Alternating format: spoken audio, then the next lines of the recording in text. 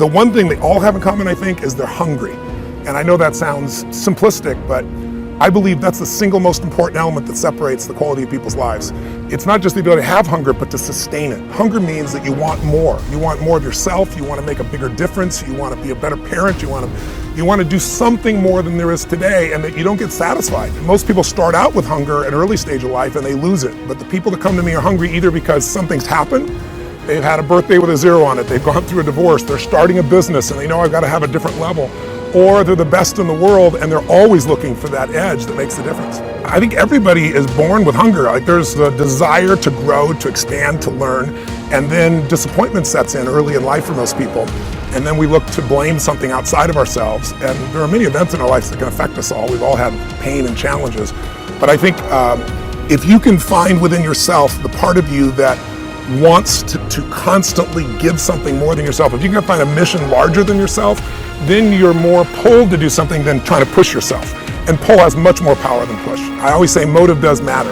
That if your motive is to serve something greater, there is an energy that comes up inside of you. So I feed 2 million people a year because somebody fed my family when I was 11 years old, and now this year we're feeding 4 million. I want to do more in that area. And every business I'm in, that drive just doesn't go away.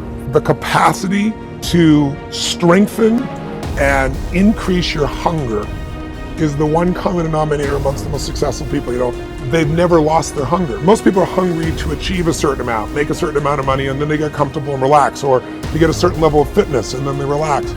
But Richard is as driven today as when he was 16 years old starting. I mean, he's like on fire, and he's 65 years old. Warren Buffett is 85 years old. He's as driven today as when, he began the journey, right? I believe intelligence. I love people that are wickedly smart. And I work to be wickedly smart by educating and training myself and so forth, and training my brain. There's a lot of intelligent people who can't fight their way out of a paper bag, right?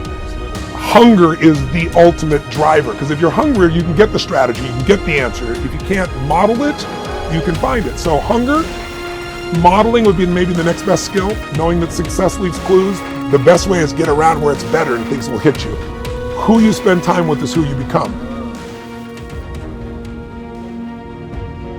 How bad do you want your goal right now? Do you want it as bad as breathing?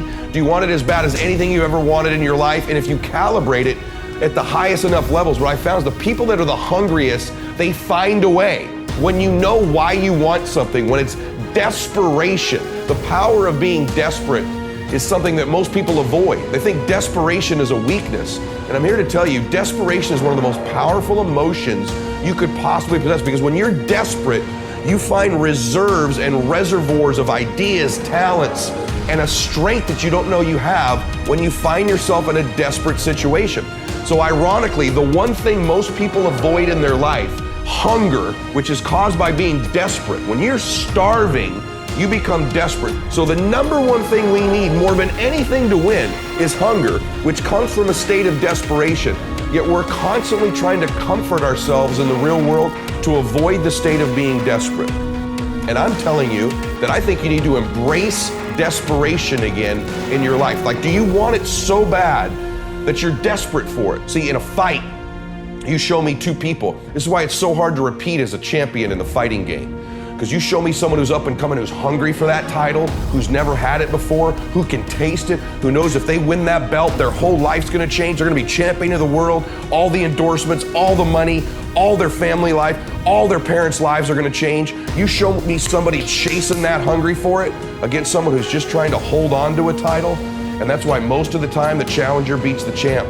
It's hard to repeat as a champion because the hunger goes down just a little bit. The greatest athletes, the Kobes, the Bradys, the Jordans of sports, have a way of feeding their hunger all the time and increasing it. What separates them isn't just their work ethic, isn't just their talent, although those things matter, isn't just they practice more. What separates them is they're just hungrier.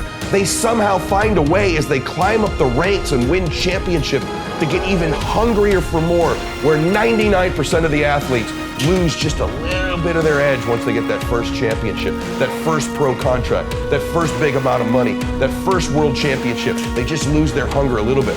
And then there's the elite. They get hungrier. It feeds the beast.